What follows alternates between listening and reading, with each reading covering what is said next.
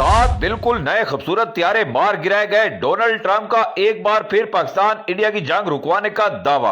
अमेरिकी सदर Donald Trump ने एक बार फिर पाकिस्तान और इंडिया के दरमियान जंग रुकवाने का दावा दोहराते हुए कहा कि इस जंग के दौरान 7 बिल्कुल नए खूबसूरत त्यारे मार गिराए गए। ट्रंप ने मंगल को अपने दौरे जापान के दौरान कारोबारी शख्सियात के साथ एक इशाइये में खिताब करते हुए कहा कि इन्होंने तिजारत का इस्तेमाल करते हुए जंगें खत्म करवाई। इनका कहना था कि इन्होंने टैरिफ और तिजारत की मदद से जंगें रुकवाकर दुनिया की बहुत बड़ी खिदमत की है। अगर आप इंडिया और पाकिस्तान को देखें तो वो लड़ रहे थे। 7 त्यारे मार गिराए गए, 7 बिल्कुल नए खूबसूरत त्यारे मार गिराए गए और 2 बड़ी एटमी ताकतें लड़ रही थीं। अमेरिकी सदर ने दावा किया कि उन्होंने इंडिया के वजीर आजम मोदी और पाकिस्तान के आर्मी चीफ आसिम मुनीर से कहा कि वो लड़ाई बंद कर दे, वरना अमेरिका इनके साथ तिजारत नहीं करेगा। सदर ट्रंप ने कहा और मैंने वजीर आजम मोदी से कहा, वजीर आजम बहुत अच्छे आदमी है, बहुत ही ज्यादा अच्छे आदमी।